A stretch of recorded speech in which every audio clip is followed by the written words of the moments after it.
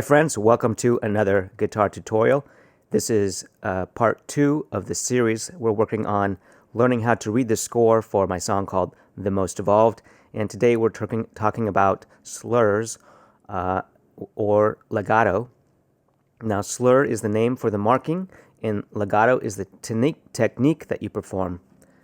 And so let's take a look at the first measure. This is where we have our first slur, and that happens on beat 4 of the measure. We have this line that goes over the notes. That is the slur marking, and that means to play these notes legato. To play notes legato, we need to make the duration of the note as long as possible and have the transition of the note go smoothly from one note to the next. Now on piano, this is pretty easy to do because you can actually overlap the notes a little bit with two adjacent notes. Depending on the effect that you're going for, you might do that. On guitar, because we have frets, two adjacent notes, like for example here, descending from the F to the E, we have a fret in between, so the note gets cut off as soon as one note finishes. Now, guitarists have a sort of a simulation that we use to simulate the legato effect, and that's using hammer-ons and hammer-offs. So to play this F descending to this E, we're going to pick the first note, and this, because we are descending, we're going to pull off to the E. So that's going to sound like this. So my right hand's going to pick the F note, and then my left hand is going to just pull off very quickly. It's going to kind of snap off so that the sound keeps ringing to the E. Let's try that again. Let's turn up the guitar a little bit so we can hear that better. There we go. And that is how to perform this first legato marking here. The next one we have on the second measure, fourth beat again, we have a C descending to the B. So that's going to be like this. Pick the first note, and the second note is a pull-off. Let's go to measure 3, because here I have in the fourth beat we have the F to the E, but you notice that I don't have the slur marking above it. Now this is kind of a personal preference thing. For as the composer of this particular song, I like to have the freedom, and I like to let the player have the freedom of when to decide whether or not they're going to play something like a slur marking, because the notes are exactly the same. It's just the execution of the articulation that is a little bit different. So, for example, there's no reason that I decided to put the slur here and not here. It's kind of arbitrary. Perhaps sometimes I play this descending F to the E with legato, and sometimes I just pick it. And because it's a very small, slight variation, but it's those nuances that give the music more depth.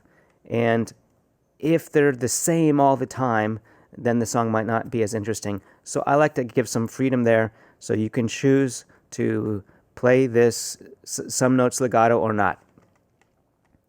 Okay, going on to measure 6, we have something a little bit different here I want to talk about. So it's the same two notes that we've seen before, the F to the E, except it crosses over from the second beat into the third beat.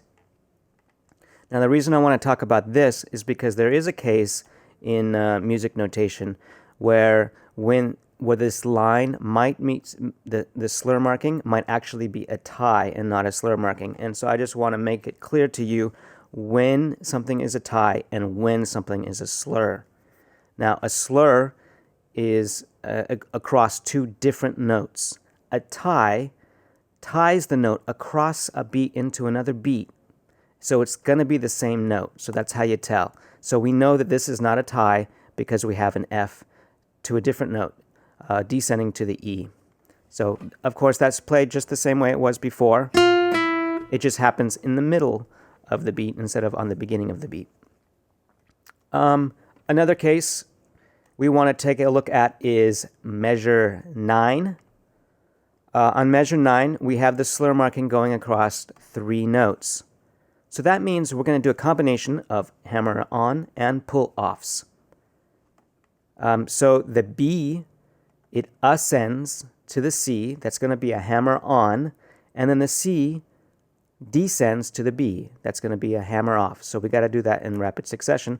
These are 16th notes, and then this last note, this A, there's no slur marking going from the B to the A, so that means the A gets picked, and that is on a different string also. So you can't really do a slur to a different string for guitar. It's just it has to be done adjacent notes with hammer-ons and pull-offs. I mean, I suppose you could probably hammer on to a new string, but usually you want to pick the string first before you hammer on, so it would not work that well. But anyway, we're just getting a little bit too theoretical there. Let's talk about practically how would we play this. So this is going to sound like this. So you can see I hammer on to the C, I pull off. I'm sorry, I shouldn't pick it. So I hammer on to the C, pull off, and then pick the A. So that is the hammer-on, pull-off sound. Only the first note is picked. Only this B note is picked. And then the A is picked. And that's pretty much it. I hope you guys have enjoyed this lesson. I hope to see you on the next one. And again, you can find all these lessons commercial-free for this series that I'm doing, commercial-free on my website, clarkguitarschool.com. So please go check it out, and see you guys at the next video.